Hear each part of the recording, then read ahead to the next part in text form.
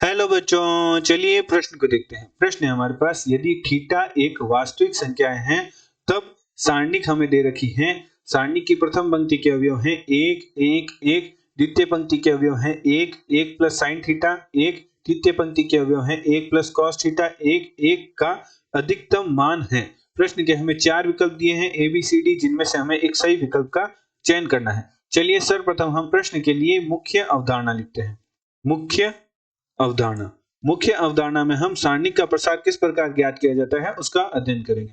उदाहरण के तौर पर मान लीजिए हमारे पास एक सारणिक है जो 3 गुणा 3 कोटि की है, जिसकी प्रथम पंक्ति के अवयव हैं x1 y1 z1, द्वितीय पंक्ति के अवयव हैं x2 y2 z2 और तृतीय पंक्ति के अवयव हैं x3 y3 z3।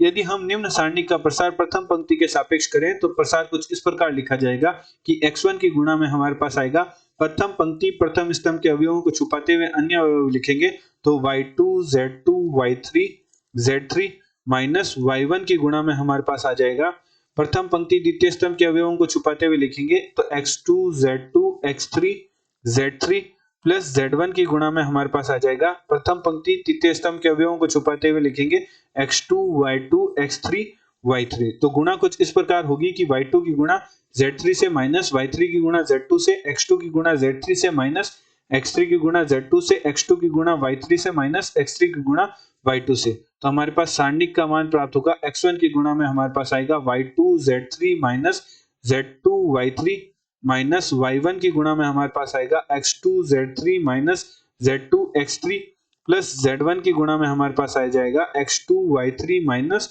y2 x3। अतः प्रश्न अनुसार प्रश्न में हमारे पास डेल बराबर सारणिक दे रखा है, डेल बराबर सारणिक दे रखा है जहां सारणिक की प्रथम पंक्ति के अवयव दे रखे हैं वह है एक एक एक, द्वितीय पंक्ति के अवयव दे रखे हैं एक एक प्लस साइन थीटा एक, तृतीय पंक्ति के अवयव दे रखे हैं एक प्लस कॉस थीटा एक एक। अब हम निम्न सारणिक का प्रसार करने से पूर्व संक्रियाओं की सहायता से अधिक अवयवों को शून्य बनाने का प्रयास करते हैं। तो सर्वप्रथम हम संक्रिया लगाते हैं। प्रथम स्तंभ माइनस द्वितीय स्तंभ के अवयव करते हैं एवं द्वितीय स्तंभ पर संक्रिया लगाते हैं द्वितीय स्तंभ माइनस तृतीय स्तंभ के अवयव करते हैं। तो हमारे पास डेल बराबर सारणिक प्राप्त होगी। चूंकि हमने प्रथम एवं द्वितीय स्तंभ पर संक्रिया लगाई है, तृतीय स्तंभ पर कोई संक्रिया नहीं लगाई, तो सर्वप्रथम हम तृतीय स्तंभ के अवयव लिख लेते हैं। प्रथम स्तंभ पर हमने संक्रिया लगाई है प्रथम स्तंभ माइनस तृतीय स्तंभ के संगत अवयव, तो घटाने पर हमारे पास प्रथम स्तंभ के अवयव प्राप्त होंगे एक माइनस एक 0 1 minus 1 0 1 plus cos theta minus 1 करेंगे तो हमारे पास प्राप्त होगा कॉस थीटा। इसी प्रकार द्वितीय स्तंभ पर संक्रिया लगाने पर हमारे पास द्वितीय स्तंभ के अवयव प्राप्त होंगे 0 साइन थीटा और 0। अब हम निम्न सारणिक का प्रसार प्रथम स्तंभ के सापेक्ष करेंगे। मुख्य अवधारणा अनुसार हमारे पास प्रसार होगा 0 के गुणा में कुछ भी लिखेंगे तो शून्य ही रहेगा, माइनस 0 के गुणा में कुछ भी लिखेंगे तो शून्य ही रहेगा, प्लस 1 की गुणा में हमारे पास आ जाएगा 0 की गुणा 0 से माइनस साइन थीटा की गुणा कॉस थीटा थे, तो माइनस साइन थीटा गुणा कॉस थीटा। तो हमारे पास डेल बराबर प्राप्त हो जाएगा, डेल बराबर हमारे पास प्राप्त होगा माइनस साइन थीटा गुणा कॉस थीटा।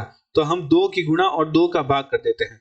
2 की गुणा और 2 का भाग देने पर हमारे पास प्राप्त होगा साइन थीटा गुणा कॉस थीटा। क्योंकि हमारे पास त्रिकोणमिति में एक सूत्र होता है जो कि कुछ इस प्रकार होता है कि साइन 2 थीटा का मान बराबर होता है 2 साइन थीटा कॉस थीटा के। तो निम्न सूत्र की सहायता से हल करने पर हमारे पास डेल बराबर प्राप्त होगा माइनस का 1/2 2 साइन थीटा कॉस थीटा की जगह हम लिख सकते हैं साइन 2 थीटा। चूंकि हम जानते हैं कि साइन 2 थीटा का जो मान है वह -1 से 1 के मध्य उपस्थित होता है। चूंकि हमें डेल का अधिकतम मान ज्ञात करना है तो साइन 2 थीटा का मान है वह माइनस का 1 लेने पर ही हमारे पास जो डेल का मान है अर्थात सारणिक का मान है वह अधिकतम प्राप्त होगा। अतः साइन 2 थीटा का मान -1 लेने पर, यदि हम प्लस का 1 लेंगे तो माइनस का 1/2 प्राप्त होगा, तो वह सारणिक का निम्नतम मान प्राप्त होगा। चूंकि हमें अधिकतम मान ज्ञात करना है तो हम साइन 2 थीटा का मान -1 लेंगे, क्योंकि साइन 2 थीटा का मान -1 से 1 के मध्य उपस्थित होता है। यदि हम -1 से 1 के मध्य कोई भी मान लेंगे तो हमारे पास अधिकतम मान नहीं प्राप्त होगा। अधिकतम मान प्राप्त करने के लिए हम साइन 2 थीटा का मान -1 लेंगे, जिससे हमारे पास जो डेल का मान प्राप्त होगा वह प्राप्त होगा -1 लेने पर माइनस माइनस प्लस हो जाएगा, तो हमारे पास मान प्राप्त होगा सारणिक का मान 1/2।